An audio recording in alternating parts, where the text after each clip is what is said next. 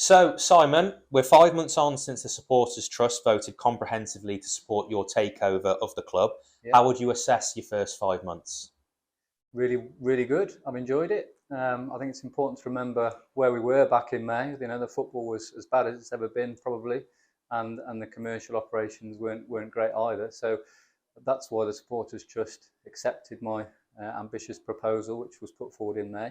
And I think it's important to update supporters through forums like this about how we're doing, because a lot of promises were made back in May, so it's important to judge me on those. But yeah, I think we're doing well, but it's just a start. So I think the message is really keep our feet on the ground, keep humble, keep working hard, and keep it going. But it feels like we've certainly made the first few steps in the right direction.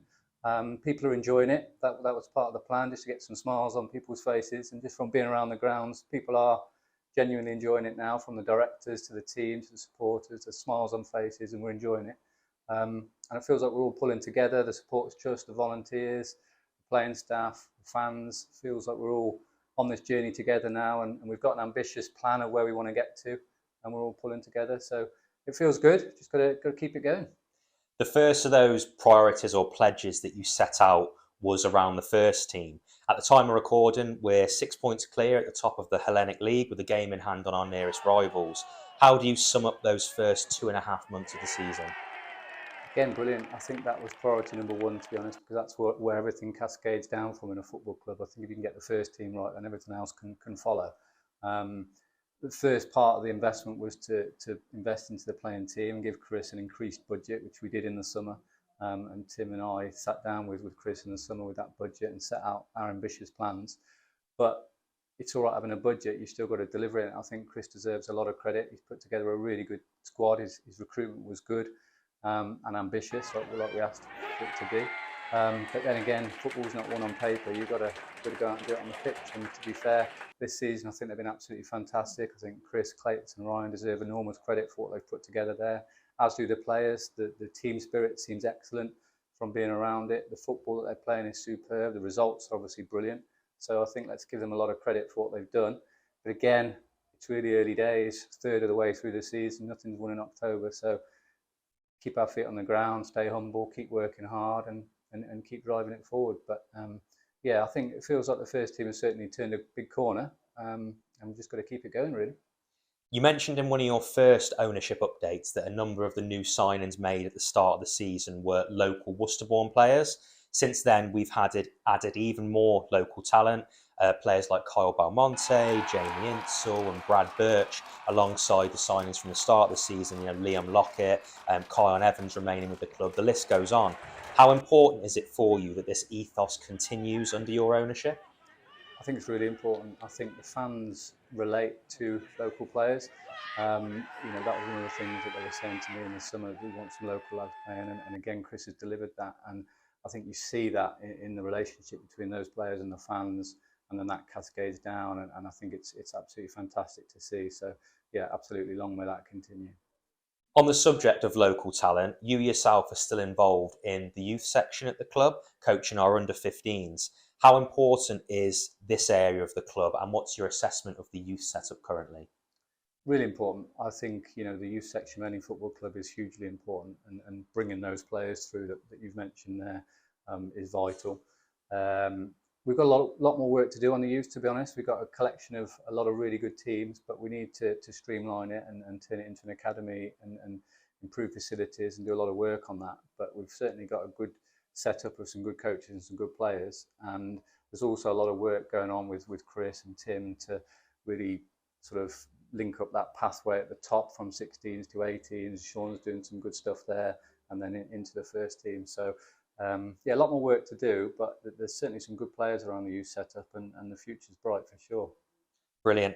How have the last 5 months been from a commercial standpoint in terms of the commercial operations at the football club? That was the main priority again, probably the second priority after the first team when we came in May. I think it was quite stagnant, but we've brought some good people in. Rob and Carl onto the board have brought their expertise. Bringing yourself in as commercial manager was a good investment, and you're doing some really good stuff across the whole club.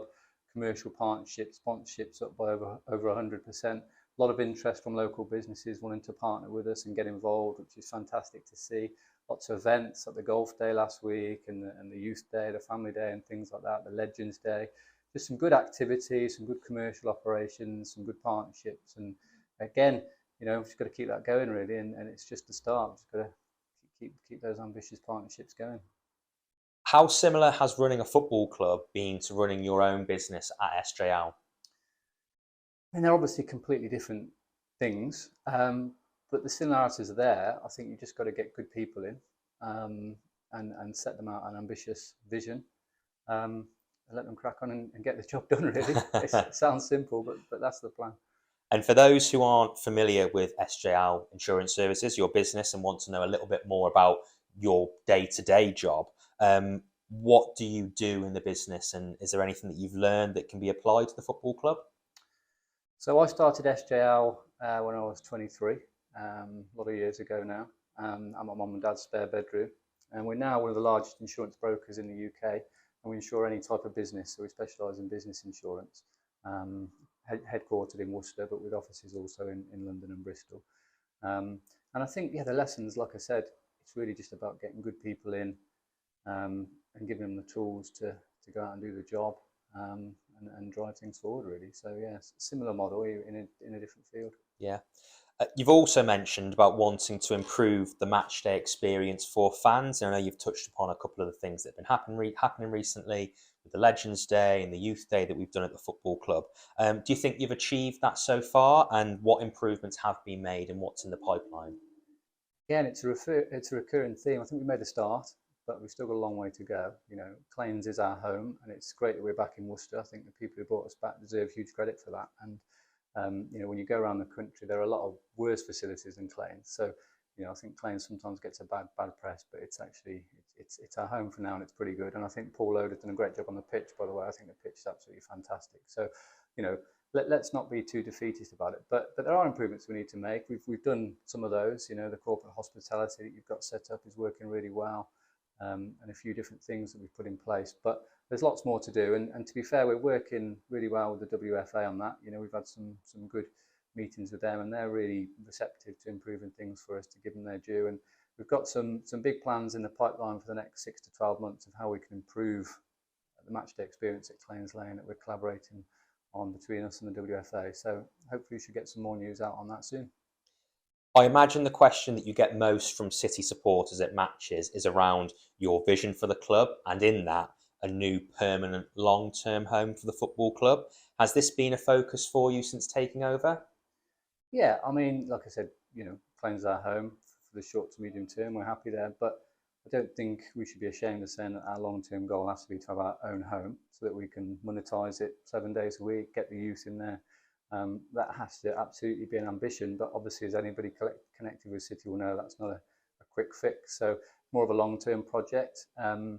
I think the supporters trust, and in particular Rich Widdowson, deserve huge credit for the work they've been doing in probably the last year, in all fairness, on a potential opportunity that we've got. And I've been working with Rich on that for the last few months. And again, hopefully there'll be some more news coming out on that shortly. And one final question to finish off, this one from one of our loyal supporters, David. He's asked how he, as a fan, can help. So what do you need from our supporters? I think what they have been doing is giving the team great support. I think home and away, the support this season has been fantastic, and I'm sure Chris and the team will say that that's been a massive factor for them in their success so far. So keep supporting the team, but also volunteering. We've got some amazing volunteers, but I know Rob, the chairman of the trust, recently put out a post asking for more. So if you've got some time and you live at the club and you can volunteer and come and help us on a match day and help the supporters trust with the great work that they do, then please step forward and volunteer. Well, that's been brilliant. Thanks very much for your time, Simon, and thank you to everyone for watching. Thanks a lot.